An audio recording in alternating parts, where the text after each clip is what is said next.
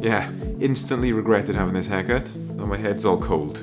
Now this video is the follow-up video to our breakdown of Hey Joe. We've covered the chord progression and the reason why the chords move a certain way. Now we're going to look at the same chord progression from a lead guitarist's point of view and just discuss some different approaches you can take to improvise over those chords. Now things may get a little bit heavy on the theory, and that's kind of the point. I want to show you some of the problems that arise when you use these different approaches to improvise over Hey Joe.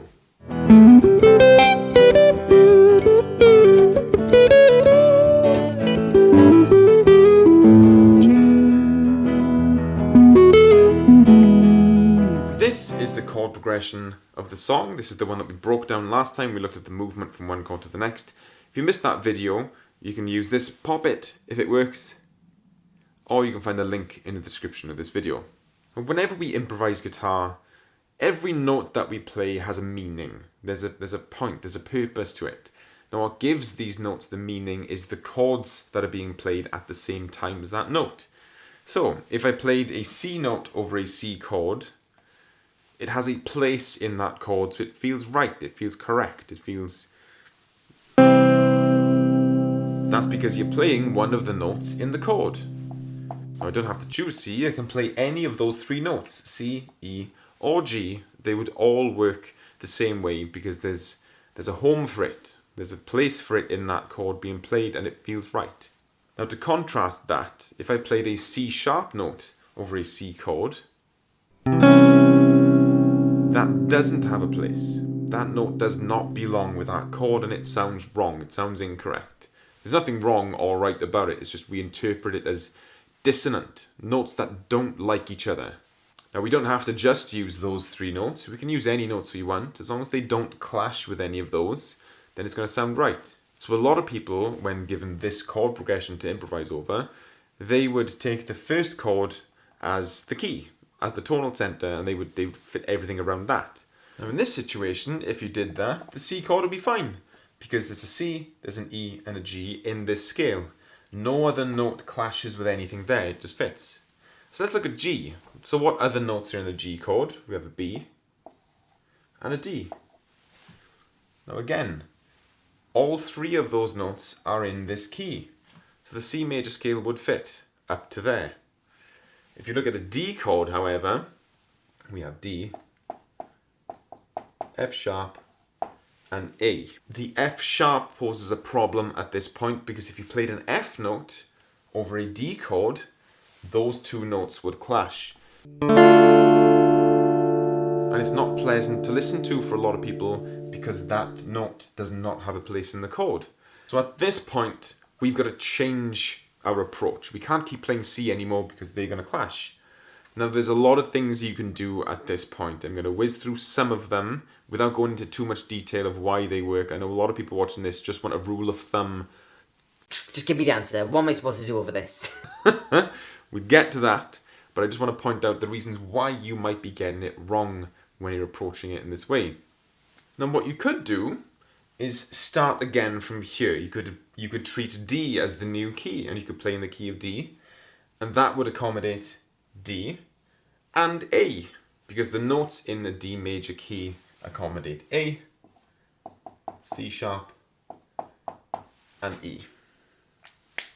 But when you get to E, E has the addition of G sharp. So what you can do is use the E major scale. So there are three different keys that you've got to move through to get all of those notes to fit with no dissonance and no clashing at all.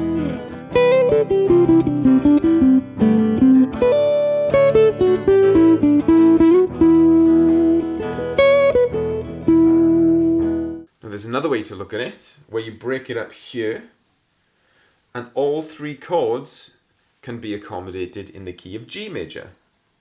There's a problem when we get to A because of the C sharp, in which case you would change to the key of A. And then the E is also accommodated by that, so you've got two different keys to play in.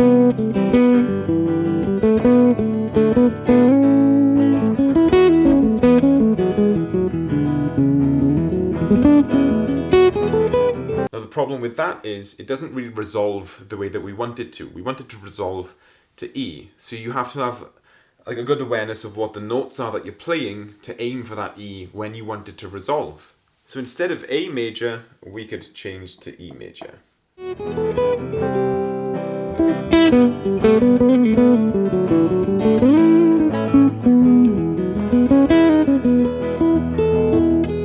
Now there is another way that you can approach this, where you take each chord as its own framework, its own thing. You don't even think about the next chord, you don't take more than one into account. So you could have C major, G major, D major, A, and then E. Now the best way to use that approach is with arpeggios, so you're not making it too complex, you're not changing through all those whole different keys.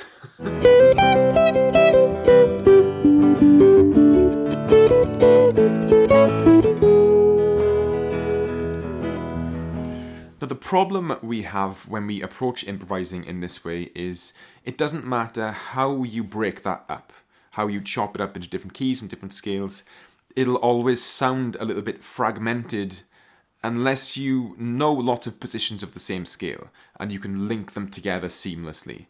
The problem is most people don't. Everyone starts off learning one position of any scale, in this case the major scale. So it could be this position. And then what happens is your routine is to find the root note and play the same process of notes, the same shape of notes. So I'll take it down to G. And then I'll take it up to D, A, and E.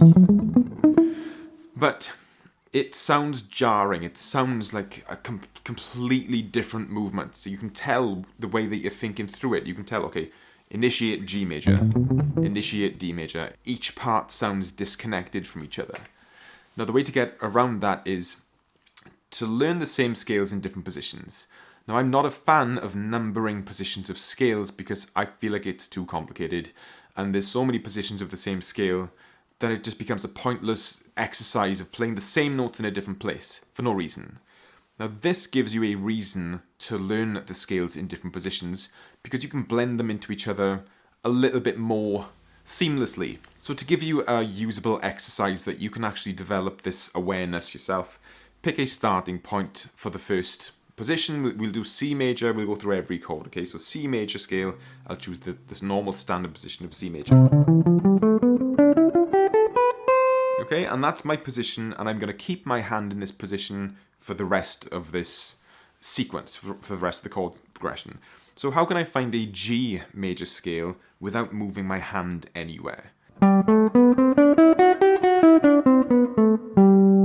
You can go further below or up, but that's the position of G major. The next one is D major. How can I play the D major scale without moving my hand anywhere? Then A major, then E major.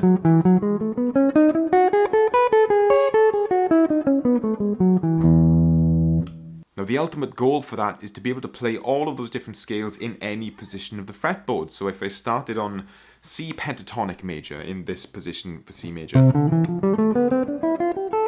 I'd go into G, then to D, A, and E. And I'm just linking together from wherever I am, wherever note I end on, wherever I choose to move on to the next scale, I just switch into it from where I am. I'm not starting from the same position for every one of those changes. Now, as brilliant as that is as an exercise to get you more aware of the fretboard and to find scales in different positions, there's a more fundamental problem that we have with this particular song and this chord sequence. When you look at the chord progression as it is, they're all major chords, which is why we're using just major scales and major keys. And every single major scale that we just used there has the same sense of vibrancy, the same colour, the same mood attached to it. It's simple and optimistic, like a nursery rhyme, or an ice cream van tune. Now, when you listen to the actual song, particularly Jimi Hendrix's version, it doesn't sound like that. It doesn't sound like an ice cream van or a nursery rhyme. It's got teeth. There's something gritty and earthy about it, something raw. So let's look at why that is. Now, the whole chord progression, as we discussed from the last video, resolves to E. Now, I did mention in that video that most of the other notes are framing that E as a minor, in a minor scale. And I want to break that down a little bit further and show you why that is. Even though these are major chords, we get a lot from the thing as a whole. So what I'm going to do, in an open position, this is a fretboard diagram. Imagine this is how you're looking at the fretboard. Low E string is here, high E string is here, and the frets are going up like this. Now what I'm going to do is plot out all of these notes on the fretboard at the same time, and we're going to look at what we're actually building as we go. So to start with, we have a C note in both reachable positions in that open position. I'm choosing an open position because it's easier for you to see, it's easier to work out what these notes are. If you want to do this on your own, you can, and it's actually a very good idea for you to do that. If you want to pause the video, try and go through this process before me, and we can compare afterwards. And all I'm doing is looking at each of these notes, putting them on the fretboard. Okay, so it's all going well up to this point. Now I'm hit with a C sharp. This is the first time that I've got some dissonance problems, notes that clash. Now what we've got is a C already in this kind of boundary that we are setting for ourselves, this scale that we haven't identified yet. So C is there, we've also got a C sharp, so I'm going to put that in there just to show that there's a little bit of a clash there, okay? Same down there. And we're going to see what we can do about that when we finish. G sharp is the next one. So there are only two notes that pose a problem for us. C and G. So most of those notes are highlighting an E natural minor scale. Now I know I'm saying most of those notes. We've got a problem with these two, C sharp and G sharp. Now there is a scale and there's a style of music that combines major and minor into its own thing. It's difficult to quantify. And it's blues. When you listen to blues music, there's always that friction between notes that don't actually work, with the flat fifth, which doesn't really have a place with any of the chords when you use blues. And it's also an amazing style of music that walks the line between major and minor. You can use the major third and the minor third tastefully, of course, and it works somehow.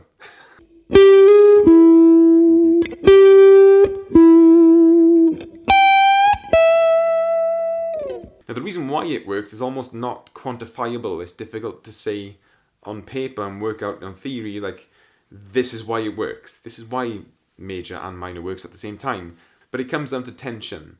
It's the dissonance between two tonalities, or the hint towards one note that doesn't quite get there, but your brain fills in the rest.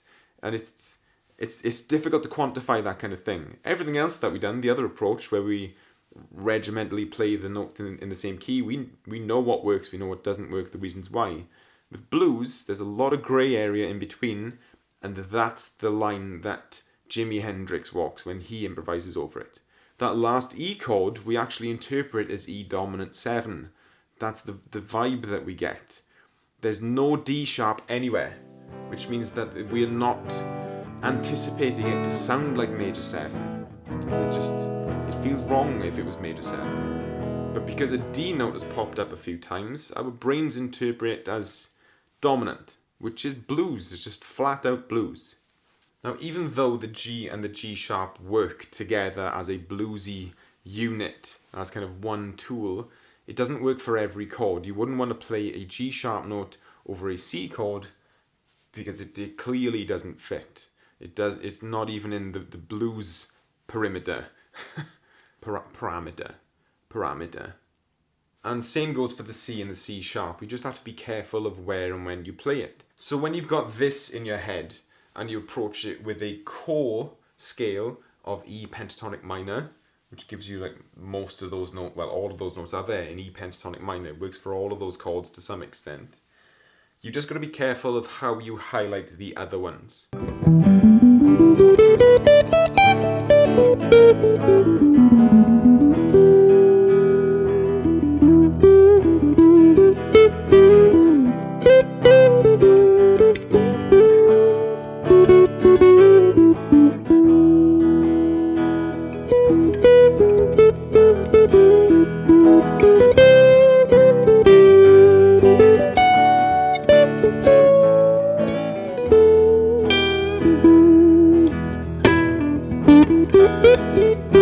And approaching it that way is a little bit less taxing on your brain. You don't spend so much time thinking about which notes are going to work, and you spend more time feeling your way around it. It's really colourful, it's really interesting, it's really nice to listen to, and it's fun to play because you don't have to overthink it too much.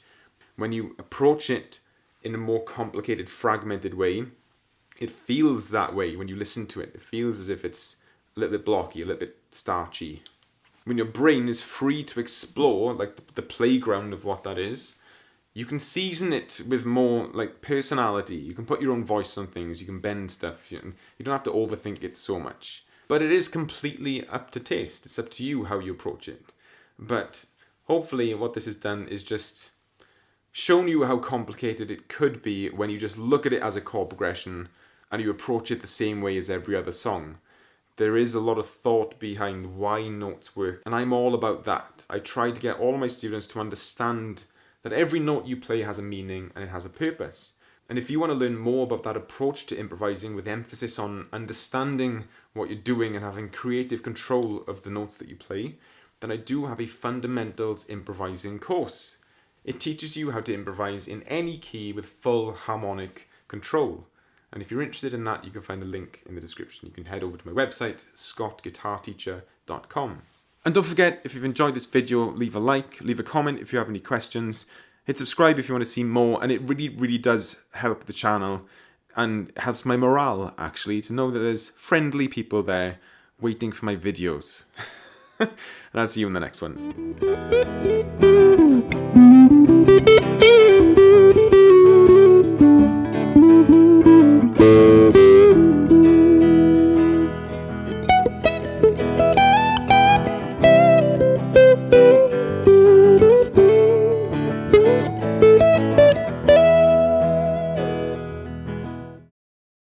I don't get vibes of a cheery fat robin chirping on a fence post in the middle of a meadow.